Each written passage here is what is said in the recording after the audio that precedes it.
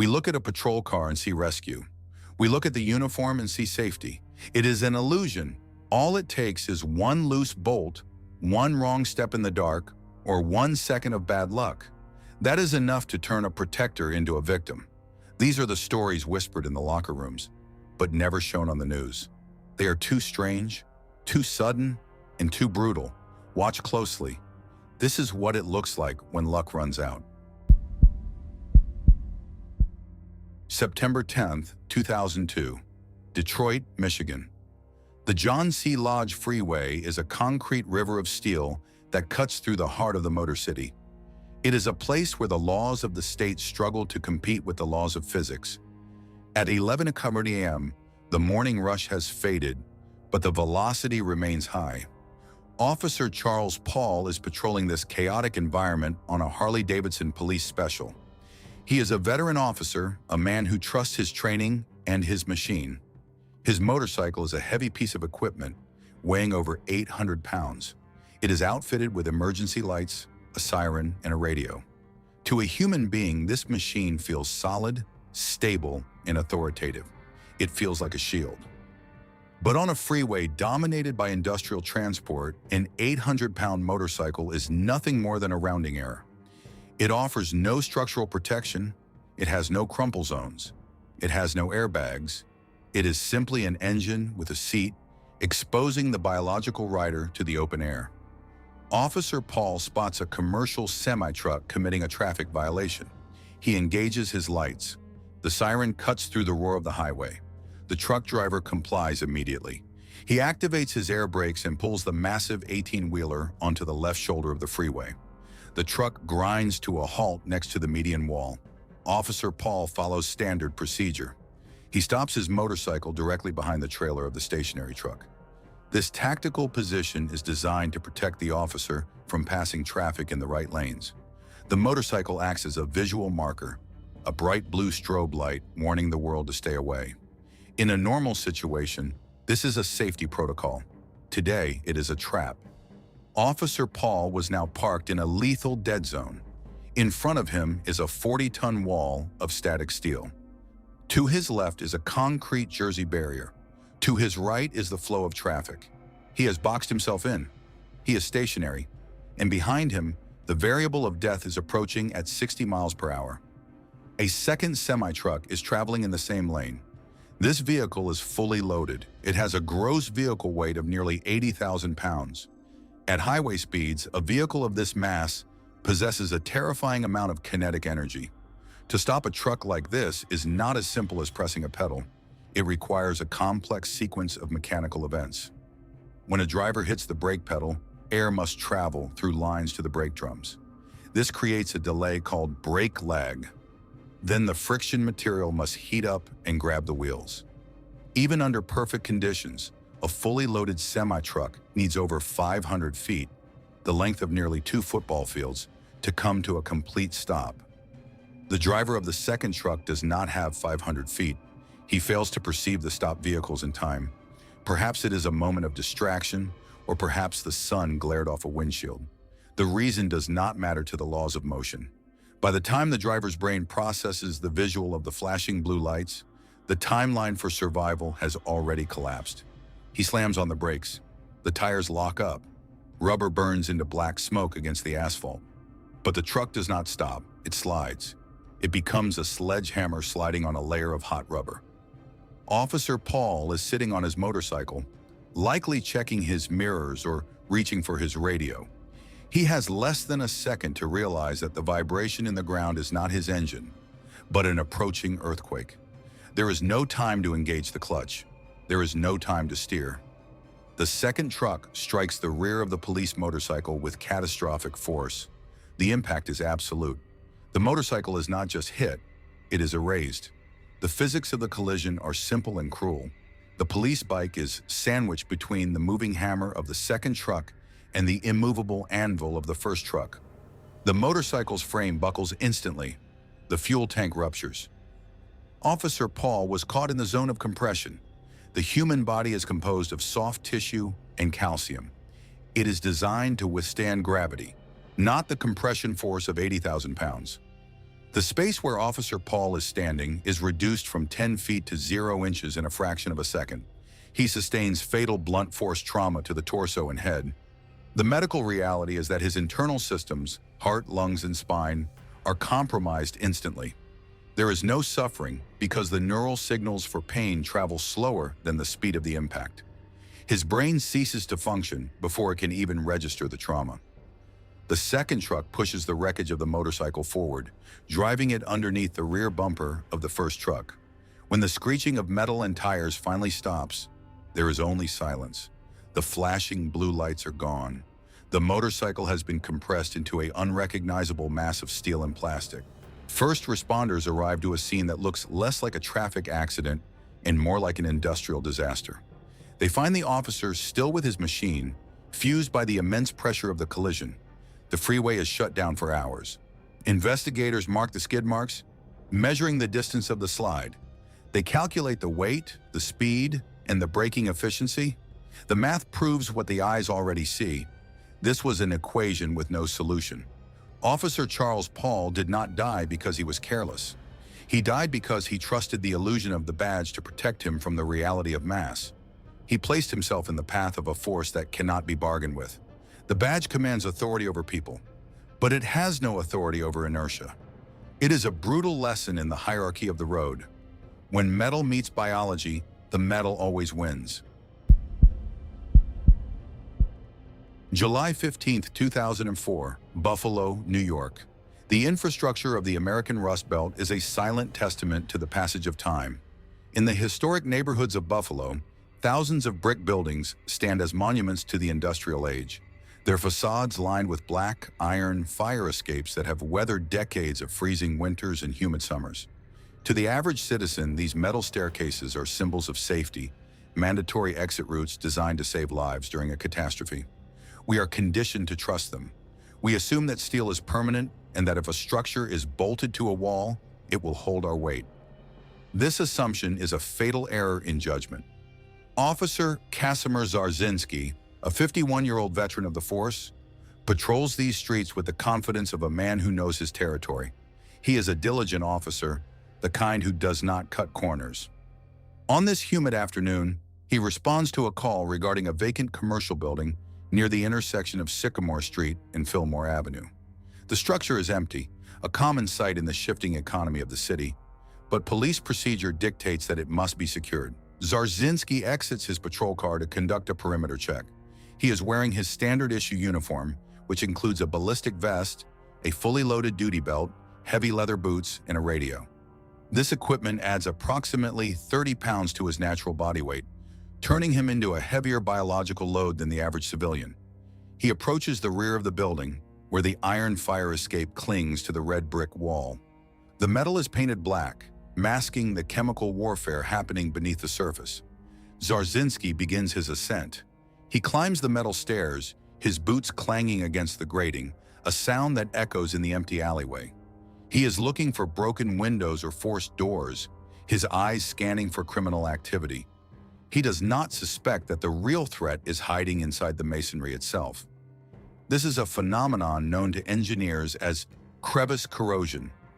For 50 years, rainwater, melting snow, and road salt spray have seeped into the microscopic gaps between the iron mounting brackets and the brick wall.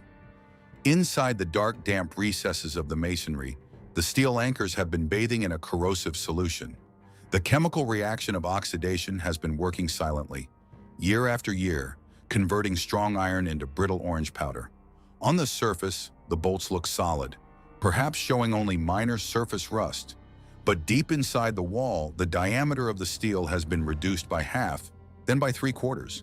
The tensile strength, the metal's ability to resist being pulled apart, has dropped to near zero. The fire escape is no longer a structural element. It is a heavy trap held in place by friction and habit. Officer Zarzinski reaches the second-floor landing, approximately 15 feet above the concrete alley. He steps onto the platform to check a window. At this precise moment, the laws of physics execute a catastrophic calculation. His body weight, combined with the momentum of his step and the weight of his gear, exerts a downward force that finally exceeds the remaining integrity of the rusted anchors. There is no slow bending of metal to warn him. There is no groaning of loose bolts. The failure is instantaneous and total. The heavy iron brackets shear off cleanly from the brick face, exploding in a cloud of red rust dust.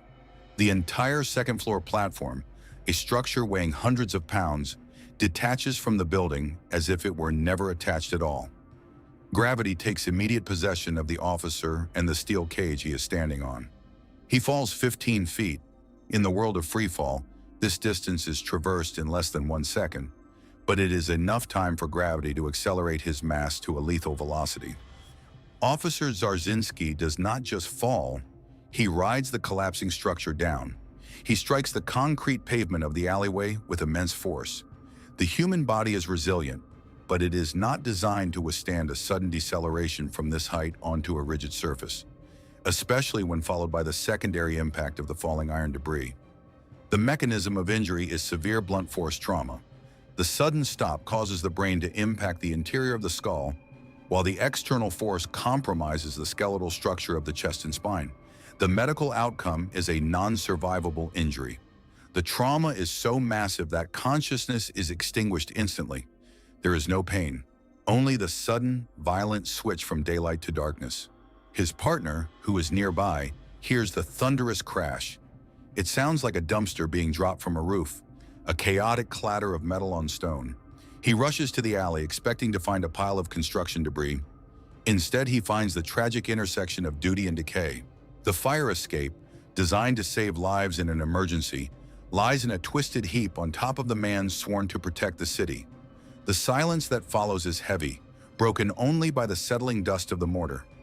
Officer Kasimir Zarzinski did not make a tactical mistake. He did not violate procedure. He simply trusted the infrastructure of his city. He was a victim of the invisible war between moisture and metal, a battle that takes place silently inside the walls of every aging metropolis. The subsequent investigation revealed the anchors had almost completely disintegrated, held in place by little more than habit. It is a stark reminder that the world around us is not static. It is decaying. And sometimes the ground we stand on is the most dangerous enemy of all. The physics of corrosion do not respect a badge, and gravity does not grant professional courtesy. March 7, 2014, Los Angeles, California. The topography of Beverly Hills is defined by its steep, winding canyons, a landscape of wealth and exclusivity carved into the Santa Monica Mountains. But to a civil engineer, these roads are not just scenic driveways. They are dangerous geometric challenges. Loma Vista Drive is a particularly unforgiving stretch of asphalt. It is a steep, long grade that descends rapidly through the residential district. For a passenger car, this slope is a minor inconvenience requiring a tap on the brakes. For a commercial vehicle, however, it is a gauntlet of friction and gravity. Officer Nicholas Lee, a 16-year veteran of the LAPD, knows these streets intimately. He is patrolling the area in a standard-issue Ford Crown Victoria Police Interceptor. This vehicle is the gold standard of law enforcement. It is built on a heavy-duty steel frame, reinforced with ballistic panels, and a safety cage designed to withstand high-speed collisions and gunfire. We look at a police cruiser and see a tank. We assume that the steel cage inside is invincible. This is a psychological comfort, not a physical reality. Officer Lee is navigating a curve near Robert Lane, conducting a routine patrol. He is a father of two, a man who has survived the dangers of the street for over a decade. He does not know that several hundred yards uphill, a catastrophic mechanical failure has already sealed his fate. A heavy-duty concrete mixer truck is descending the same hill. This is not a delivery van, it is an industrial behemoth. When fully loaded with wet concrete, a truck of this class can weigh up to 60,000 pounds. That is 30 tons of rolling mass. As the truck descends the steep grade, the driver applies the brakes. In a heavy vehicle, braking is a process of converting kinetic energy, motion into heat. But the hill is too long, and the load is too heavy. The brake drums heat up beyond their thermal limit. This creates a phenomenon known as brake fade. The friction material glazes over, turning hard and slippery like glass. The brakes stop gripping the drums. In an instant, the mechanical system designed to stop the truck ceases to function. The vehicle is no longer a controllable machine. It is a 30-ton sled sliding on a layer of superheated air. Gravity takes total control. The truck accelerates, gaining speed with every yard of descent. The physics here are terrifyingly simple. Force equals mass times acceleration. As the truck enters the curve near Robert Lane, the centrifugal force, the energy pushing the truck outward, overcomes the center of gravity. The tires lose their grip on the asphalt. The massive drum of wet concrete acts as a pendulum, pulling the truck over. It does not just swerve, it tips. Officer Lee is driving uphill, approaching the same curve. He has zero reaction time. He sees the truck, but the timeline for evasion has already expired. The concrete mixer overturns, sliding on its side directly into the path of the patrol car. This is not a standard traffic collision. This is a crushing event. The police cruiser, designed to survive a crash with another sedan, is subjected to an impact force it was never engineered to withstand. The mixer truck strikes the police car with the kinetic energy of a falling building. The physics of the impact are brutal. The heavy steel chassis of the truck, combined with the rotating drum of concrete, overrides the structural integrity of the Crown Victoria. The roof pillars of the police car, known as the A and B pillars, are designed to hold the weight of the car in a rollover. They are not designed to hold 30 tons of dynamic load. The roof of the cruiser is compressed downward. The survival space inside the cabin, the area where the human driver sits, is instantly compromised. Officer Lee is trapped in a collapsing steel box. The mechanism of death was a combination of traumatic asphyxia and catastrophic blunt force trauma. The immense pressure of the truck flattens the driver's side of the vehicle, leaving no room for the biological occupant. The medical reality is immediate and absolute. The crushing force creates injuries that are incompatible with life. The brain and heart cease to function before the nervous system can fully process the catastrophic nature of the event. Officer Lee's partner, sitting in the passenger seat, is critically injured but survives, a chaotic result of how the weight was distributed during the impact. The silence that follows the crash is broken only by the settling of dust and the ticking of cooling metal. The police radio, now buried under tons of industrial debris, falls silent. First responders arrive to a scene that defies their training. They do not see a car accident. They see a total structural annihilation.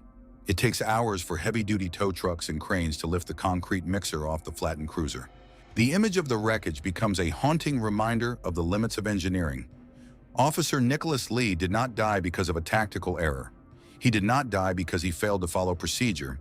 He died because he was in the path of a runaway physical equation. The safety features of his vehicle, the training he received, and the badge he wore were all rendered irrelevant by the sheer magnitude of the moving mass. In the face of 30 tons of uncontrolled inertia, even the strongest police interceptor is nothing more than aluminum foil. It is a tragic lesson in the unforgiving nature of momentum. When gravity claims a heavy load, it does not stop for anything, not even the law. August 29, 2004, Harris County, Texas. The humidity in the air is thick, a heavy blanket that traps heat and sound close to the ground. It is late at night, and the darkness is absolute.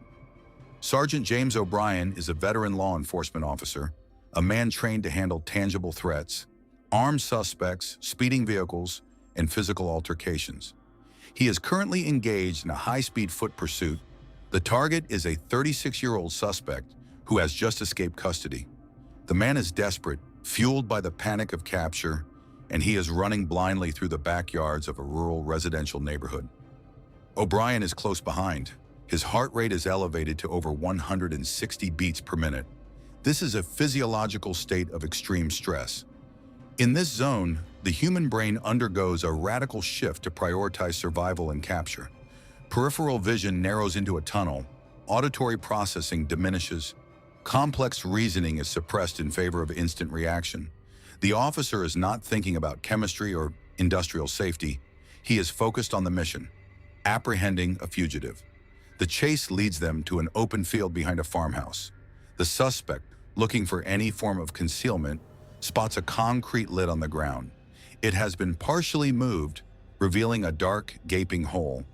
To the desperate mind of the fugitive, this looks like a bunker, a perfect place to vanish until the police pass by. He slides into the opening and disappears into the earth.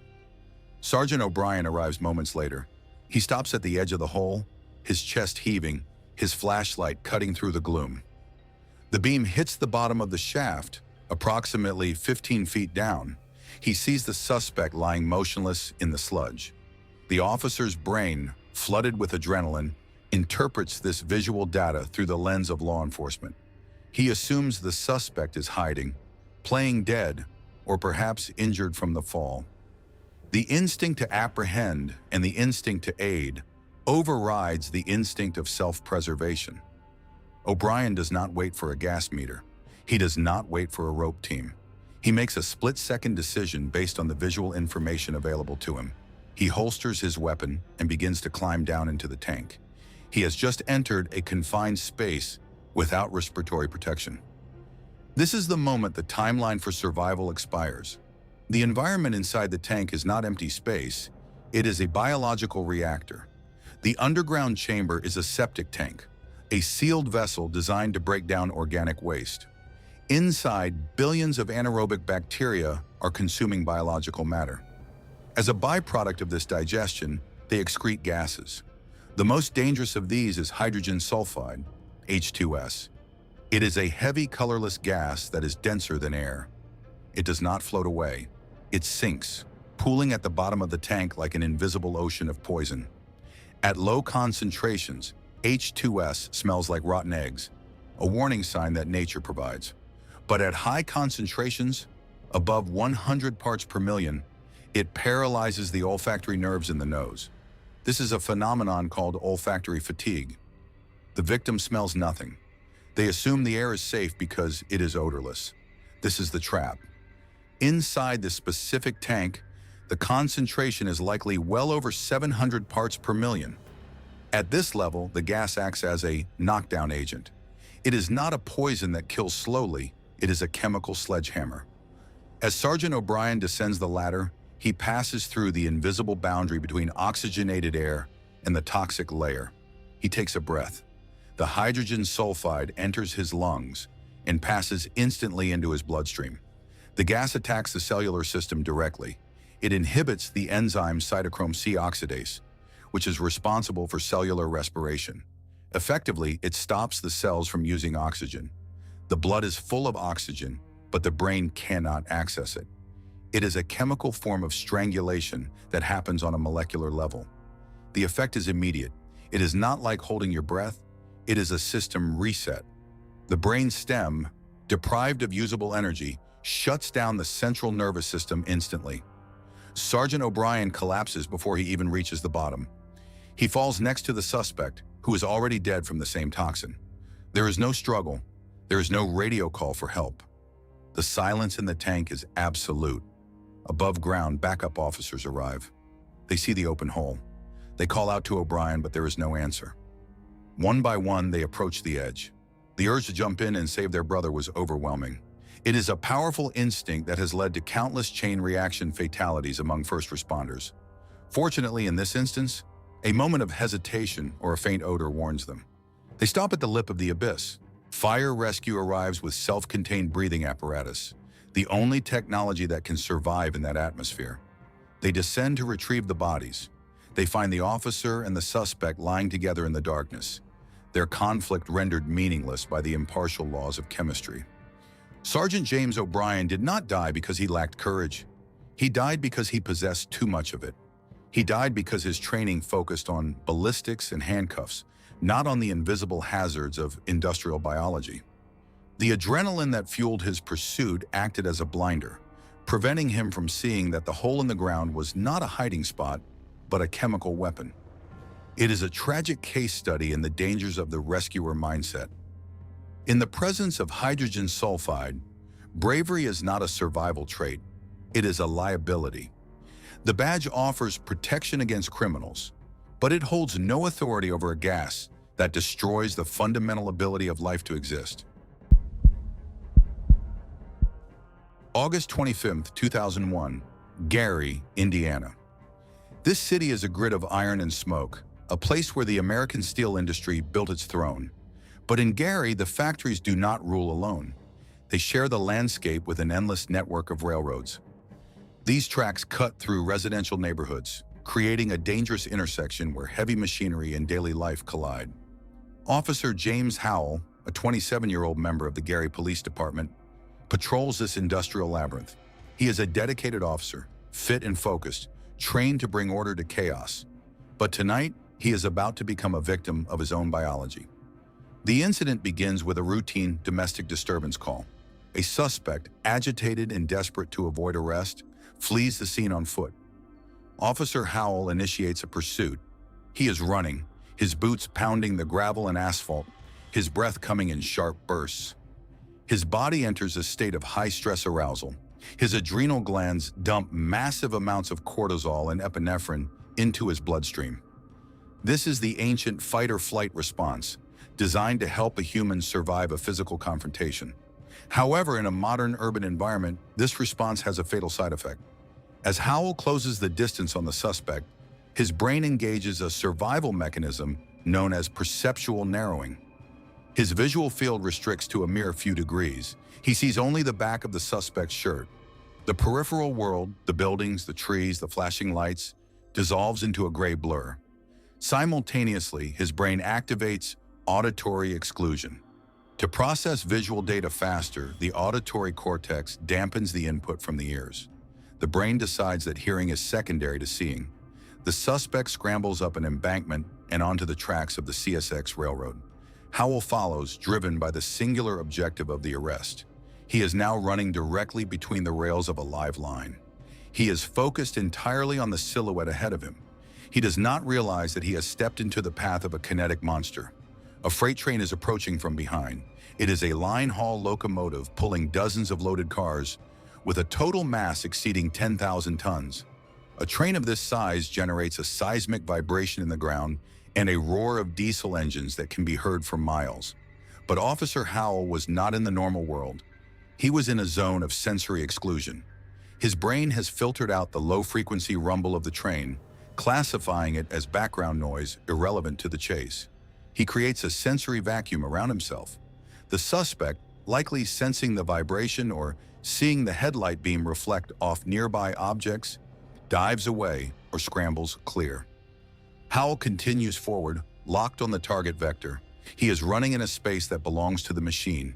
The engineer of the train sees the figure in the uniform, but the laws of physics offer no mercy for late detection. At 50 miles per hour, a 10,000-ton train requires over a mile to come to a complete stop. The emergency brakes are applied, dumping air pressure and locking the steel wheels. But the momentum is indifferent to the friction. The train is not a vehicle that stops. It is an avalanche of steel that must exhaust its energy. Officer Howell does not turn around. He does not flinch. He is struck from behind while in full stride. The impact is catastrophic.